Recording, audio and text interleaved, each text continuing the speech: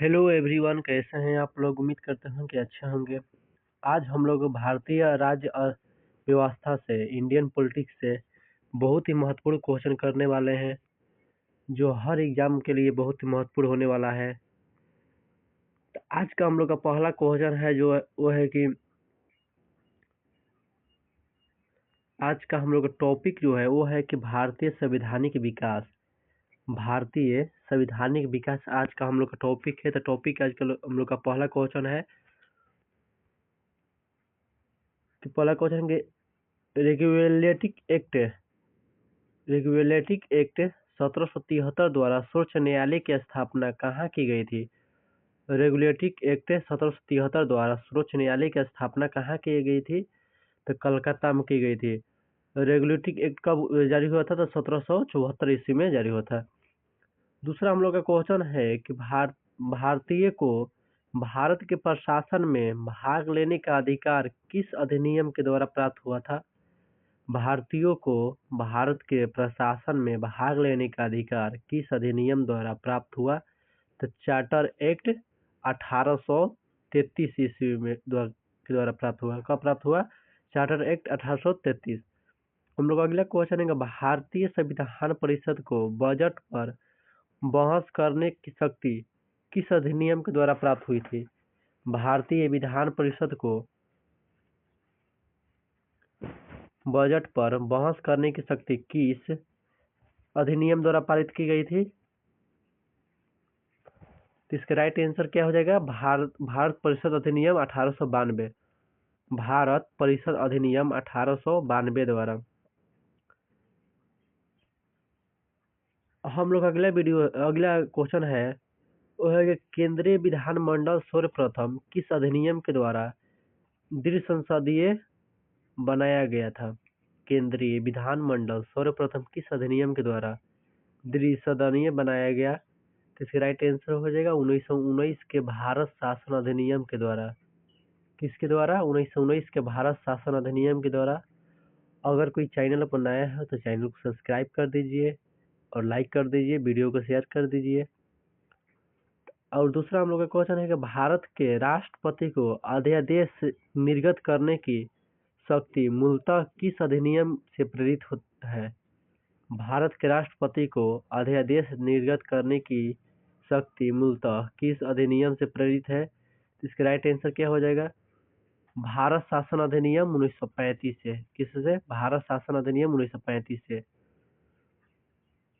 हम लोग का इसी के शॉर्ट में बताया गया है कि भारत शासन अधिनियम, इसका शॉर्ट बनेगा भारतीय का संवैधानिक विकास, यानी भारत का संवैधानिक विकास। पहला दिया है कि ईस्ट इंडिया कंपनी के अंतर्गत मतलब कितने एक्ट पारित हुए थे। तो ईस्ट इंडिया कंपनी के अंतर्गत पहला एक्ट पारित हुआ था रेगुलेटिंग एक्ट।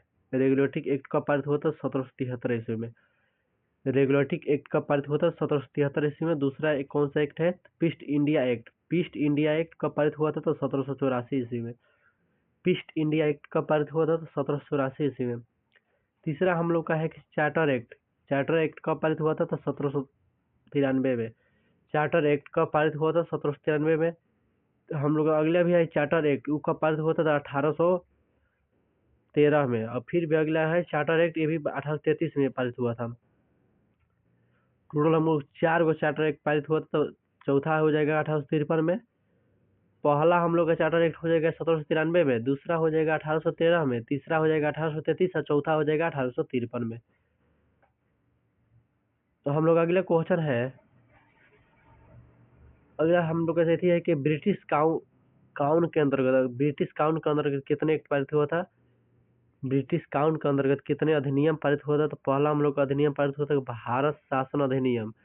भारत शासन अधिनियम कब पारित हुआ था। 1858 ईस्वी में। भारत शासन अधिनियम कब पारित हुआ था। 1858 ईस्वी में।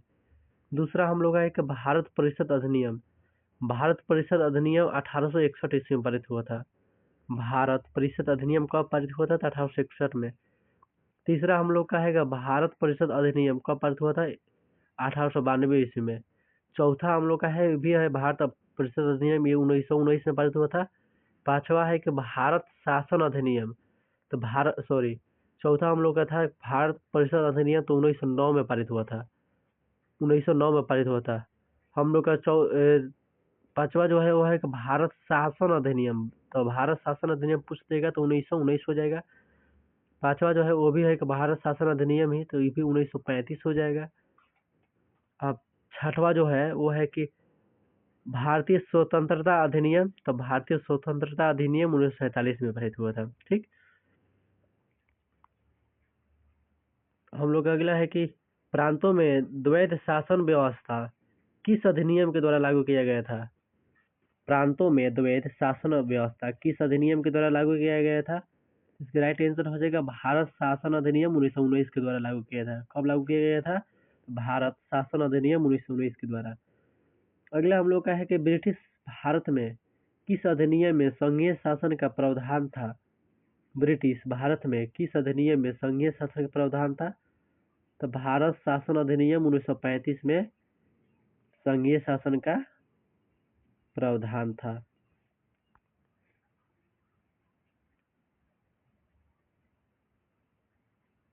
हम लोग अगला क्वेश्चन हो जाएगा कि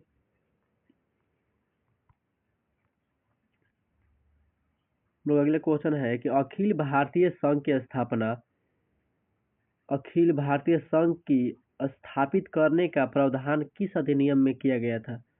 अखिल भारतीय संघ की स्थापित करने का प्रावधान किस अधिनियम में किया गया था। इसका राइट आंसर हो जाएगा भारत शासन अधिनियम 1935 में किया गया था। कब किया गया था? तो भारत शासन अधिनियम 1935 में किया गया था।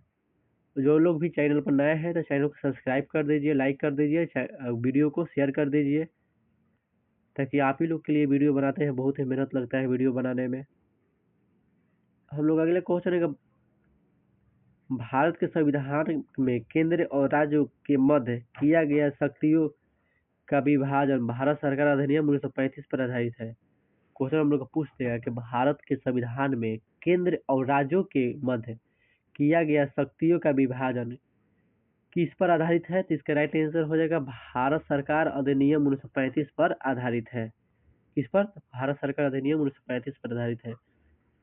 हम लोग अगला क्वेश्चन हो जाएगा कि एक निर्वाचित संविधान सभा द्वारा भारत के संविधान का निर्माण करने का प्रस्ताव किसके द्वारा दिया गया था। एक निर्वाचित संविधान सभा द्वारा भारत के संविधान का निर्माण करने का प्रस्ताव किसके द्वारा दिया गया था। इसका राइट आंसर क्या हो जाएगा? क्रिप्स मिशन के द्वारा। किसके द्वारा? क्रिप्स मिशन के द्वारा। हम लोग अगला क्वेश्चन हो जाएगा कि भारतीय संविधान सभा का गठन किसके अंतर्गत किया गया था। तो भारतीय संविधान सभा का गठन जो किया गया था कैबिनेट मिशन 1946 के अंतर्गत। किसके अंतर्गत किया गया था? तो कैबिनेट मिशन 1946 के अंतर्गत किया गया था। हम लोग अगला क्वेश्चन हो जाएगा कैबिनेट मिशन द्वारा प्रस्तुत योजना के अनुसार संविधान सभा में प्रांतों से अधिनियमों का निर्वाचन किस अनुपात में था।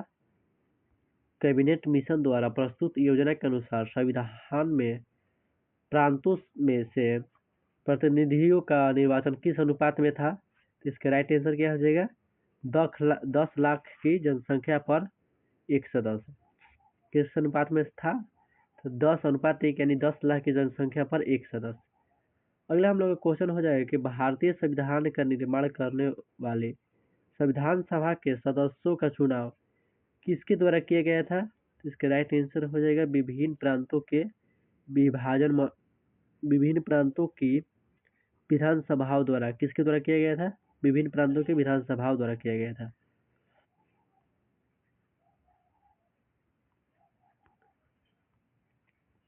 हम लोग अगला है कि अंतरिम सरकार वर्ष 1946।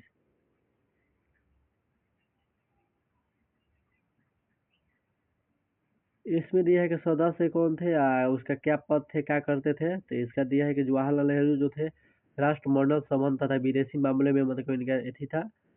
दूसरा है कि सरदार वल्लभ भाई पटेल थे, गृह मंत्री थे, यानी सूचना एवं प्रसारण करते थे, गृह मंत्री थे। तो तीसरा है कि डॉक्टर राजेंद्र प्रसाद ये खाद्य एवं कृषि मंत्री थे। चौथा है कि जोई, ये छोड़िए, इसको कोई मतलब नहीं है, क्वेश्चन कोई इम्पोर्टेंट नहीं है। तो अगला हम लोग का हो जाएगा, अगला है कि भारत की संविधान सभा की पहली बैठक कब हुई थी? भारत की संविधान सभा की पहली बैठक कब हुई थी? तो 9 दिसंबर 1946 को हुई थी। भारत के संविधान सभा की पहली बैठक कब हुई थी? तो 9 दिसंबर 1946 को हुई थी।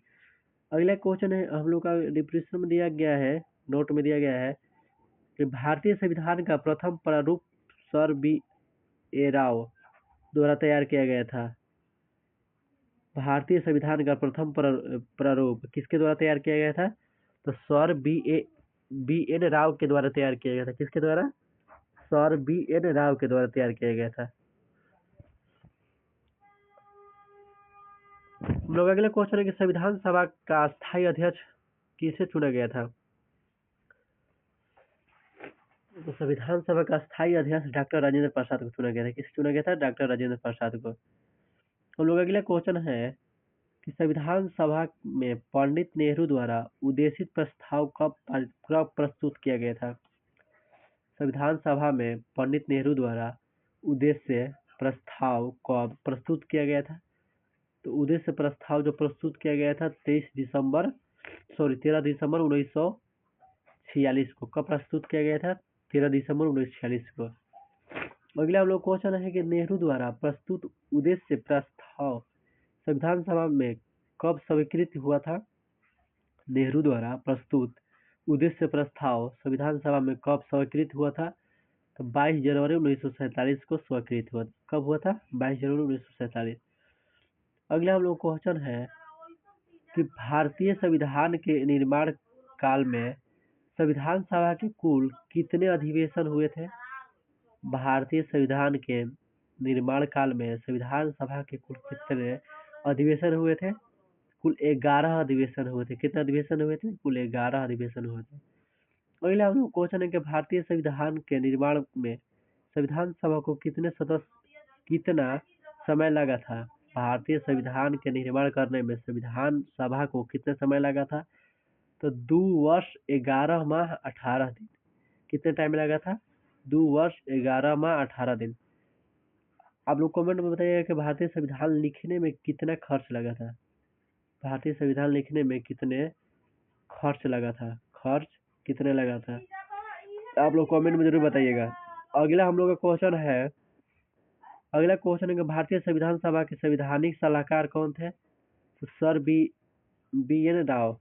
कौन थे? Sir B N Rao. भारतीय संविधान सभा के संवैधानिक सलाहकार कौन थे? सर बी एन राव थे। अगला हम लोग क्वेश्चन है कि भारत की संविधान सभा ने वर्तमान रूप में राष्ट्रीय ध्वज को कब अपनाया था? तो 22 जुलाई 1947 को अपनाया था। भारत की संविधान सभा ने वर्तमान रूप में राष्ट्रीय ध्वज को कब अपनाया था? तो 22 जुलाई 1947 को अपनाया था। हम लोग अगला फिर दिया है, नोट में दिया है, फिर स्टार डाल के दिया है कि संविधान सभा की प्रथम बैठक की अध्यक्षता किसने की थी? तो अध्यक्षता जो किए थे डॉक्टर सचिदानंद सिन्हा ने किया था। संविधान सभा के प्रथम बैठक की अध्यक्षता किसने की थी? तो डॉक्टर सचिदानंद सिन्हा ने किए थे।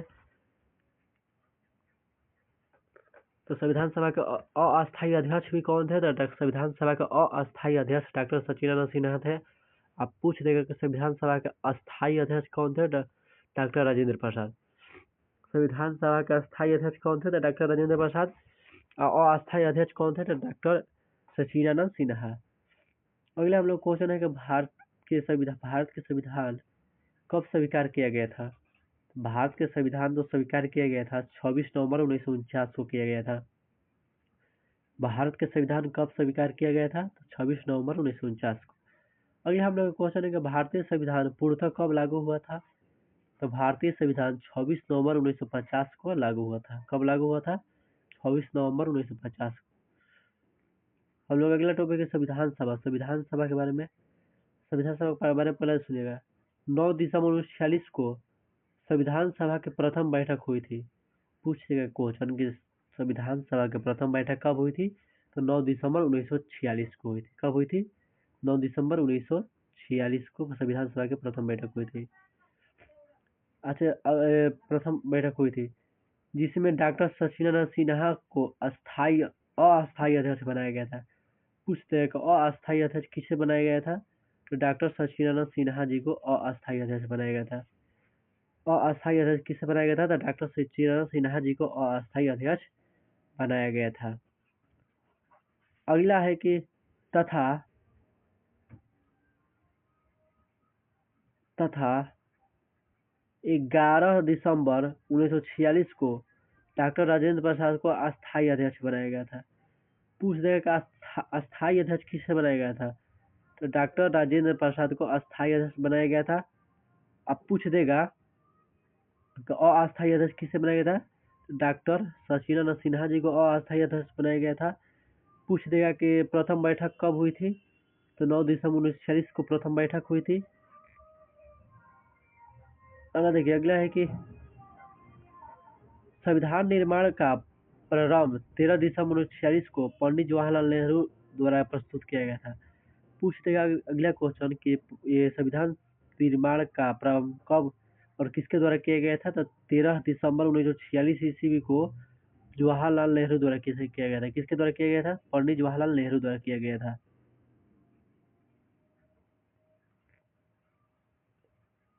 अगला है कि द्वारा प्रस्तुत उद्देश्य प्रस्ताव से हुए जिसे 22 जनवरी 1947 को सर्वसम्मति सर्वसम्मति से स्वीकार कर लिया गया। 26 नवंबर 1949 को भारतीय संविधान अंगीकृत किया गया था। पूछते हैं कि भारतीय संविधान अंगीकृत कब किया गया था? तो 26 नवंबर 1949 को किया गया था, जबकि 26 जनवरी 1950 को इसे पूर्णतः लागू किया गया था। पूछ देगा कि भारतीय संविधान कब लागू किया गया था? तो 26 जनवरी 1950 को लागू किया गया था।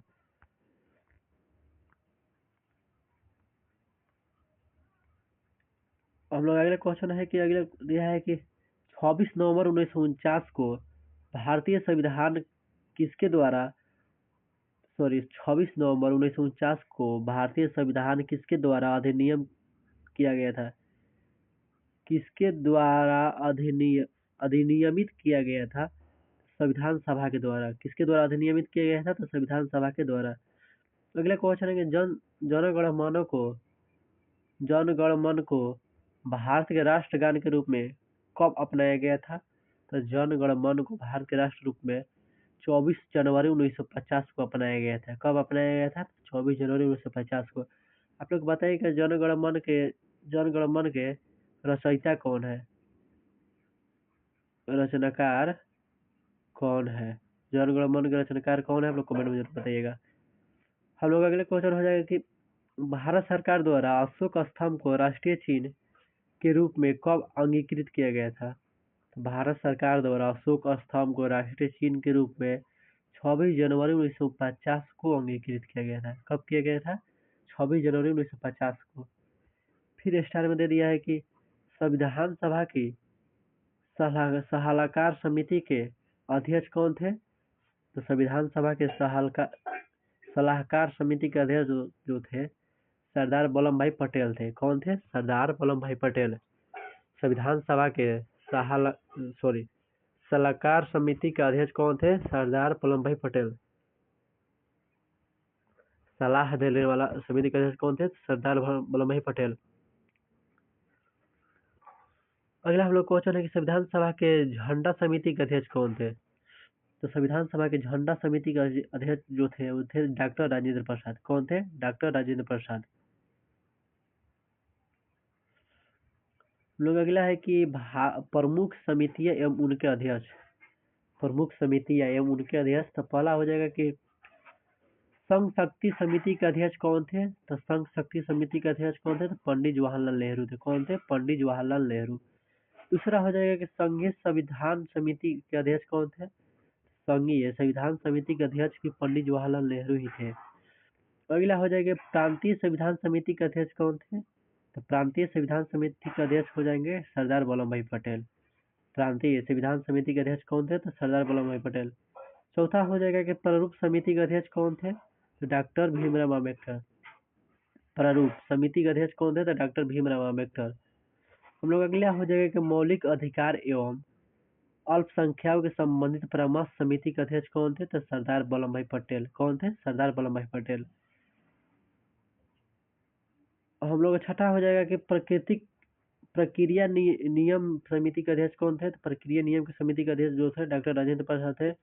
कौन थे? डॉक्टर राजेंद्र प्रसाद। हम लोग अगला हो जाएगा कि 7 नंबर हो जाएगा कि राज्यों के लिए समिति के अध्यक्ष कौन थे? तो पंडित जवाहरलाल नेहरू। कौन थे? पंडित जवाहरलाल नेहरू। 8 नंबर क्वेश्चन हो जाएगा संचालन समिति के अध्यक्ष कौन थे? तो डॉक्टर राजेंद्र प्रसाद। संचालन समिति के अध्यक्ष कौन थे? डॉक्टर राजेंद्र प्रसाद। हम लोग अगला क्वेश्चन है वो है कि संविधान सभा के कार्य से संबंधित समिति के अध्यक्ष कौन थे? तो संविधान सभा के कार्य से संबंधित समिति के अध्यक्ष जो थे वो थे जीवी मावलकर। कौन थे? जीवी मावलकर थे। देखिए दिया है कि इसको सजा के दिया है कि डॉक्टर बी आर अम्बेडकर की अध्यक्षता में संविधान सभा की प्रारूप समिति में 6 अन्य सदस्य थे।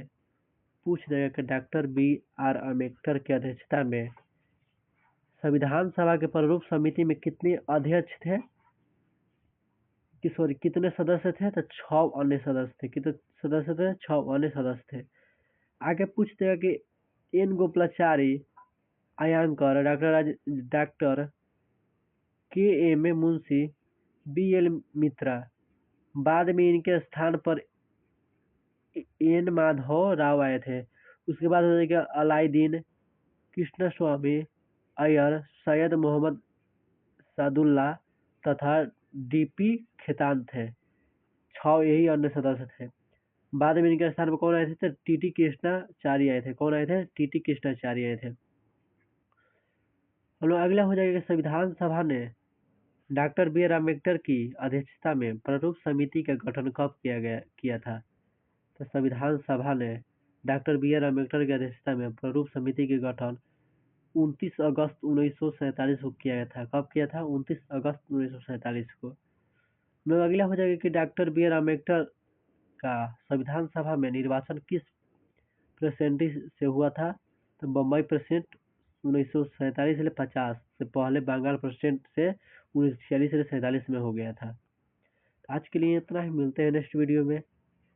और वीडियो अच्छा लगा हो तो लाइक कर दीजिए, कमेंट कर दीजिए, चैनल को सब्सक्राइब कर दीजिए।